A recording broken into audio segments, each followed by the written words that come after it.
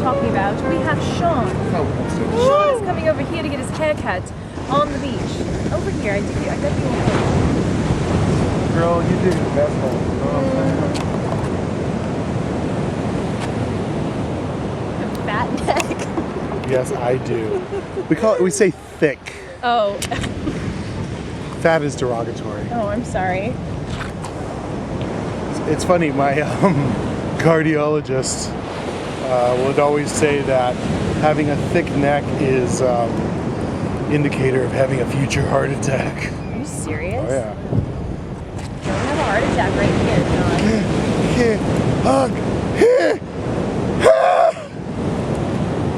I think I probably had I've definitely had a heart attack. What? Yeah, I told you. I overdosed on Scotch Guard. You did?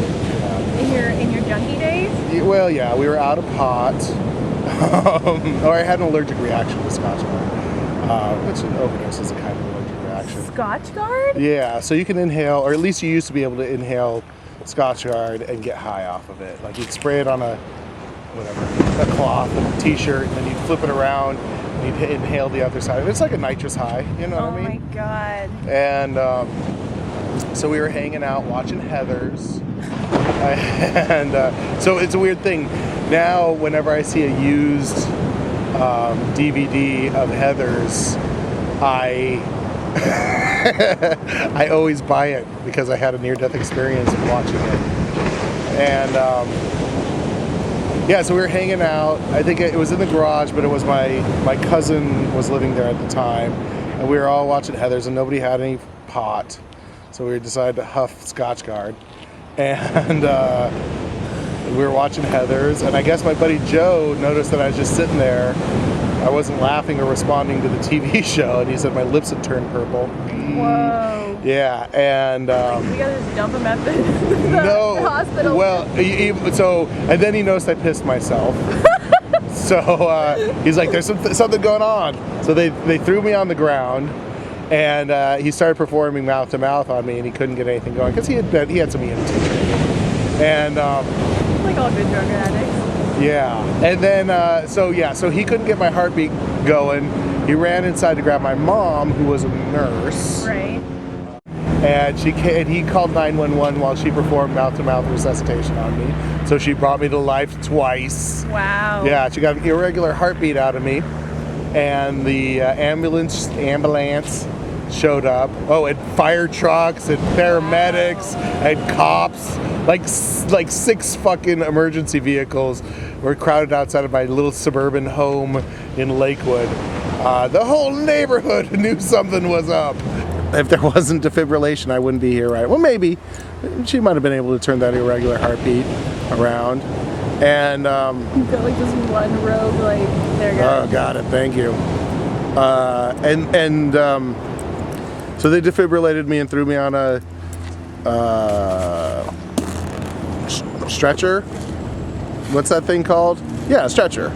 And rolled me out. And as I was being rolled out, they had an oxygen mask on me, and I tried to rip it off. And and my eyes were all swirly, like they were like all going all different directions.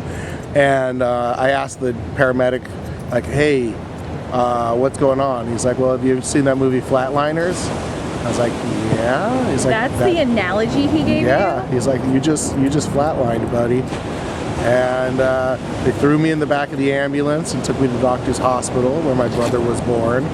And I was the youngest man ever in their cardiac ward. Woo! And Dr. Rabinowitz yelled at me, "I don't want to ever see you back here again."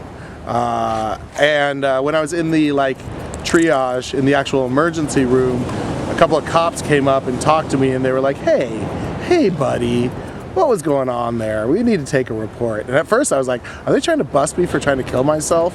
Because I always heard that attempted suicide was against the law. I don't know if it is or not. Is it? That's what I heard. So maybe that's something that they told me when I was young so I wouldn't kill myself. So I'm in the emergency room. They're all questioning me, and all my friends show up, and it was awesome. They're all surrounding my bed saying, "Hey, are you okay?" That off-brand. Yeah. For some reason, 20 people showed up. It was great. Wow, you were really loved. Yeah. You junkie. Well, I was also their drug dealer, so. You're good, dude. You know, we're out. Yeah, exactly. Can you, like, help us Oh, out? dude. Oh, what do you? Wait, you can't die? I'd like to point out that Sean is how many years sober? 12. 12 years sober. Yeah. I did a lot of drugs. That's the only reason you go sober, I think. It's because you like reach the saturation point for drugs. Oh, that's enough. Say no to drugs, kids. Say no to the right ones. Yeah, and then I went up into the. Know your drug dealer. I went up into the cardiac ward, department, clinic, floor. I don't know what is it. I went up there and they sat me down on like I was in a gown, and they sat me up on this kind of toilet in the middle of everything, and they gave me this shot that fucking made everything come out of my body. Like I shit myself and I pissed myself. Ayahuasca? No, this is just a shot they put in my arm.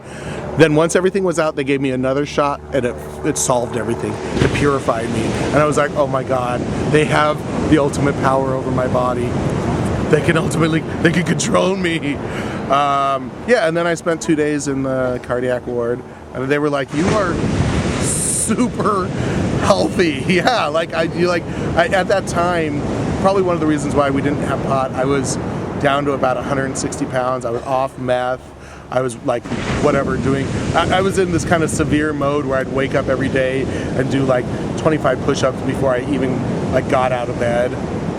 So I was in amazing shape. I was in such good shape going to the gym every day and working out. I was 21 years old. That when I went back to the gym, like maybe a week after, my ribs and chest were so bruised from defibrillation, I couldn't work out. Like I was in so much pain moving my arms like this that I stopped working out, got fat again, smoked a bunch of pot, and I just basically destroyed all the goodwill I put in my body. So that like huffing incident did nothing for you? It didn't stop me from doing drugs. Nope, I'm an idiot. I am a fucking idiot. To me, that's like, it was almost this weird, mystical, like, you're unstoppable. You know, there's no way the cosmos needs your presence here. It was a real, I think that's kind of in the beginning, right at the beginning where my real depression hit me for years. Now this is all new. This is all new territory. Nobody's heard this story before. Okay. So I was super overweight, smoking a lot of pot. Had a lot of kind of young girl friends that liked drugs, and just became a total narcissist. Really manipulative. Have you changed? Well, I've changed enough. I mean, at least I admit that I'm a narcissist now. No, I mean, in a real way, I don't have that same kind of emptiness inside, and that same just wanting to be. It's hard to describe, but it's basically you have to win all the time. You have to be the one that sets the tone, and for 5 or 6 years, I was in that mode of just. Really manipulating people and I probably made a good chunk of money selling meth and pot at the time. And I think the heart attack dug me in deeper into that world. Wait, is this the new story? Yeah, I never really thought about it until just now. Wow. I think life thoughts. I think if I didn't have the heart attack, I would have continued down a healthy path, you know what I mean, of working out every day and maybe reducing some of my pot intake and really kind of like working on myself. You were on the rise then, and then you were on the fall. Yeah. Wow. Yeah. I mean, I never really thought about it in terms of like maybe I did experience, a literal death, but some kind of death of a very positive part of myself that now I'm back into, now that I'm sober. And the heart attack is 20 years ago, 23 years ago. And of course I didn't get sober for another 11 years. Wow. Yeah. How many years in total were you a junkie then? 20 years probably. Probably from the time I was like, 11 or 12 until I was 32. Whoa. Yeah. How are you even functioning? Oh, they can't kill me. Well, I've got what Dr. Drew would describe as Viking blood. I only lost one tooth from smoking meth. Wow. Only one. Only this one. one. Right there. Oh yeah, and that shit that shit was rotting out for like years. Wow. And I finally got it pulled. I mean, probably the most pain I've ever had in my life. Whoa. Getting your tooth Was pulled? getting the recovery from getting the tooth pulled. I think that you're good. Really? Yeah. You tell me, audience. Ta-da! What do you think? We got a little it's still got a little goofiness up top, right? Durr, Beachin haircuts. durr. And cut! Raindrops keep falling on my head. Something because of that is simply turning red. Something Not for me, I think, 'cause Raindrops keep falling on my head. They keep falling. I'm on my knees. I don't know what he says there. Nothing's worrying me.